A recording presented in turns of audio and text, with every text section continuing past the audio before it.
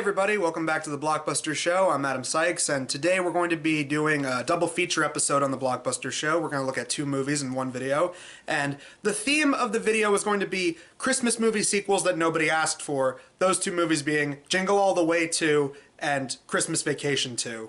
We're going to start with Jingle All The Way 2 because it's similar to another movie we did for Blockbuster Show, that movie being The Tooth Fairy, in that it is a pointless family movie sequel starring Larry the Cable Guy. A piece of the resistance.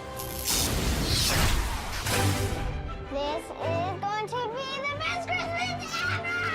If you didn't grow up in the 90s, the first Jingle All The Way is a family movie starring Arnold Schwarzenegger, and the gist of it is that he's a father who spends way too much time focused on work and not his family, and he's trying to make up for lost time by buying his kid a toy that he really wants for Christmas. And so it's wacky hijinks as he goes to store after store and fights with another dad to try and get the toy and try to make it up to his kid for Christmas. Now, for whatever reason, they decided to make a straight-to-video sequel years later, and instead of getting Arnold Schwarzenegger or really anybody to come back from the original movie, they decided to just make it about an entirely new group of people that you don't care about, and they made the lead actor Larry the Cable Guy. Because that worked so well the first time with The Tooth Fairy 2, and really any movie that Larry the Cable Guy has ever done. Now the plot is pretty much the same, except they decided to scale it back a lot in terms of budget and in terms of the cast. Larry the Cable Guy is a divorced father, and his wife is like some, prim, proper, pristine type of woman who's currently going out with some rich guy named Victor.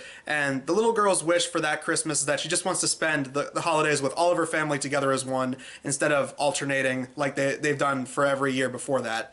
And so Larry sees that his kid wrote something for Santa, and Victor, the rich guy, also sees it, and they think that she wants the new hot toy, which the first movie it was like an action figure. In the second movie, it's like some talking automated stuffed bear. And so from there, it's wacky shenanigans of trying to get the bear. Victor hires some guy to go to every store in the county and buy every single one so that Larry can't get it and that he can make himself look like the cool dad and that Larry doesn't. Larry, and that's actually his character's name, just like in Tooth Fairy 2, he has to always play Larry the Cable Guy as Larry the Cable Guy, every single movie. Larry, along with one guy from the WWE who's like his Barney Rubble like sidekick all throughout the movie, they get into a bunch of wacky shenanigans. I'm across this one dude who looks like he's the guy that runs the Game Theory channel, works at a kid's toy store, and later there's a joke with him where he offers to sell them one of the bears for like a certain amount of money in like an alleyway, like it's some kind of drug operation, and the joke is that guy gets arrested. That was their attempt at a joke in this movie. There's a part where Larry and his WWE buddy join this contest to ride a mechanical bull, and the person that stays on the bull the longest gets a great prize, which at first is said to be the bear, but apparently that's actually second place winner, and Larry gets first place winner, which is a 2-week vacation in the Poconos, which Larry ends up getting that, and guy who was hired by Victor ends up getting the stuffed bear. Then there's a part where Larry pretends to be homeless and uses a sob story to try and get the stuffed bear, and he does, but then he comes across this kid who then spins his own sob story about how his dad's in prison and how he can't get any presents that year, and so Larry gives him the bear, and it turns out, oh, that kid was actually paid off by the guy that was hired by Victor to take all the bears away from Larry. So yeah, Larry got screwed over again. All of this ultimately builds up until they're eventually locked in a warehouse full of all the bears that Victor collected, and they fight for a little bit, kind of like Arnold Schwarzenegger did in the original with the other dad. Then they end up realizing that they're both being petty dicks, and they decide that they're going to do something nice, so they both don Santa suits, break out of the warehouse on a forklift, and they get in a truck and start handing out the bears to a crowd full of people in Times Square. And the asshole guy that was paid off by Victor before is revealed to be a crook on national TV in front of everybody, and he gets candy canes thrown at him. And shock of shocks, it turns out that the little girl's wish actually wasn't to get the stuffed bear, but it was actually just to spend the holidays with her family, all together. And haha, they actually did it that Christmas, so hooray, happy ending, and I really didn't care. The problem with this movie is a lot like Tooth Fairy 2. Not only is it a pointless sequel, but it's incredibly unfunny. And I wonder, even more than Tooth Fairy 2, I wonder who was the target demographic for this. Like the first Tooth Fairy movie was just like some generic family movie that Disney made starring The Rock, and I guarantee you The Rock probably doesn't even remember that he was in that movie. The first Jingle All The Way, especially now, and even back when they made this second movie, Jingle All The Way 1 is hailed as like a Christmas cult classic. Like there's a lot of people that say that's one of their favorite Christmas movies. There's a bunch of people that say it sucks, but there's a lot of people that say that, oh, it's an underrated little gem and all that kind of stuff. Those people aren't going to enjoy this movie because it doesn't have the same people. It's basically just the same story on repeat, and it's updated in the worst way possible. Another one of these family movies that's pointless. It's trying to like ride on the coattails of a movie that has its own little following, and worst of all, again, the main character is Larry the Cable Guy doing his "get her done" shtick that everybody is so sick of. I called that they were going to make this joke. I knew they were going to make an obvious joke because they had no joke leading up to that. So I'm like, think, lazy kids movies. You've seen Daddy Day Camp. You know it's going to be a poop joke. And I was right. Because after the scene is over, before they cut to the next scene, Larry says, you know, can you keep a secret, to his WWE buddy? And he says that he pooped his pants.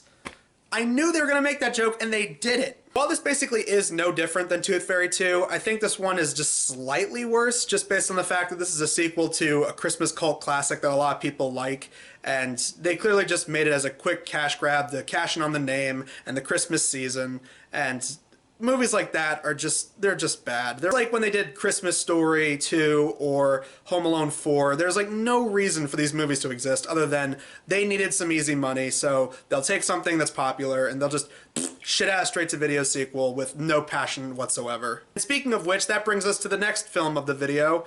We got Christmas Vacation 2, Cousin Eddie's Island Adventure.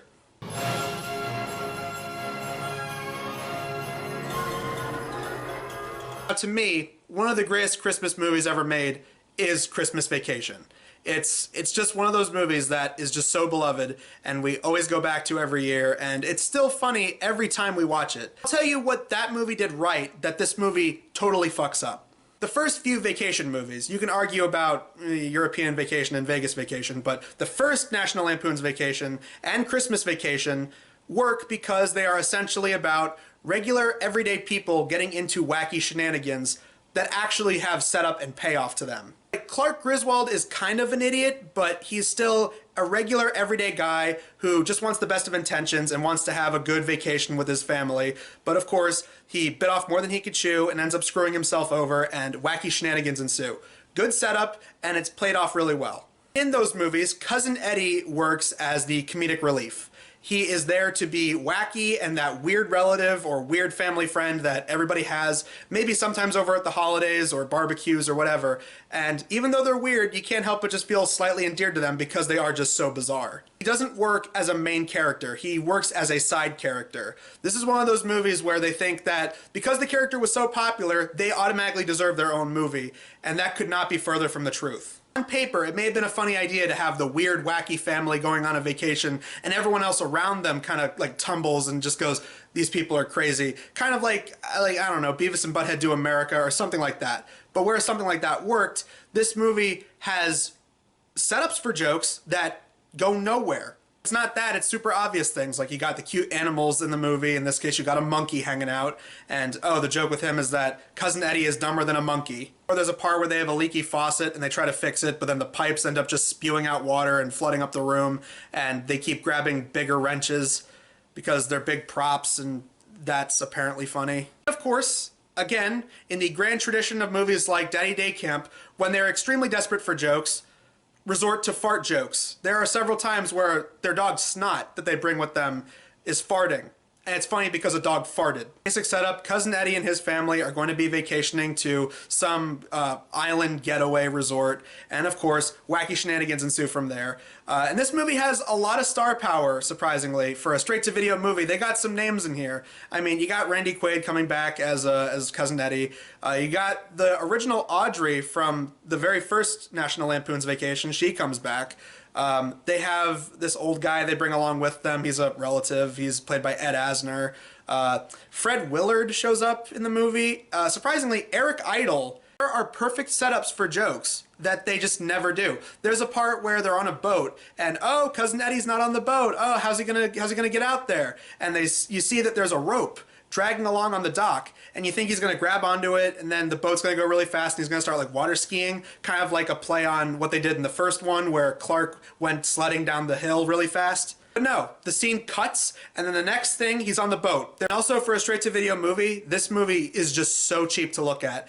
I say that because the movie begins with them at their house, and, you know, it shows, like, their sidewalk and the neighborhood, and it's all covered in snow. It's obviously a backlot, but okay, sure, that's the neighborhood, covered in snow. They're packing up, and they're getting ready to go to the airport. And when they get to the resort, it's the exact same backlot. It is the exact same, it's just they got rid of the snow, and I think they painted the houses to look slightly different. That's it. I don't think I've ever seen that in a while. That is like Nuki costume levels of lazy for a movie. And like I said with Jingle All The Way 2, the only reason this movie exists is because Christmas Vacation was successful, Cousin Eddie was a popular standout character. You watch the movie, it's not funny because Cousin Eddie works in small doses. Him and his family getting into wacky shenanigans for an entire movie, it's not that funny. I think out of the two movies, I think I hated this one slightly more just because Jingle All The Way 2 is bad, but surprisingly, I actually didn't grow up with Jingle All The Way until much, much later. But I did grow up with Christmas Vacation, and so to see that this was just such a cynical cash grab to try and nab the title of a beloved Christmas movie that I grew up with, and seeing them desperately try to cling to it and try to make a really crappy straight-to-video sequel, and this is coming from National Lampoon, who have crapped out a bunch of really bad straight-to-video movies. Even then, this movie sucks. These are both movies that just exist because the first one was popular and they could just easily these out for the holiday season so that parents see them in bargain bins and go, well, I like the first one, let's watch it. And then their kids are probably thinking, this shit sucks. Then what the parents would usually do is they either put it on a shelf where it's never watched ever again, or they throw it in the fire like the lumps of coal that they are. Thank you for tuning in for this episode of the Blockbusters show. We're going to do either one or two more videos for the month. I'm thinking about trying something new and doing a Blockbusters commentary over some really laughably bad Christmas movies, so we'll see how that turns out. If you guys want that, let us know, because we'd be more than happy to do it. I was thinking about getting some other people, some other content creators involved and see if we could all sit down and watch some bad Christmas movies. And the other one is it's going to be another knockoff movie, which we haven't done that since Little Panda Fighter, so we're going to do another knockoff movie, but this time it's going to be on a Disney film, and I hear it's supposed to be a knockoff of Brave, so we'll see how that turns out. I know it's kind of inappropriate to do a knockoff of Brave when, you know, the big Disney movie right now is Frozen 2, but we'll see how that turns out. I hear it's supposed to be Christmas related, so that's why we're doing it. See how all those turn out. Until then, I'm Adam Sykes of The Blockbuster Show, and we will see you guys in the next video. Daniel. Who's Daniel? Oh, never mind. I don't care.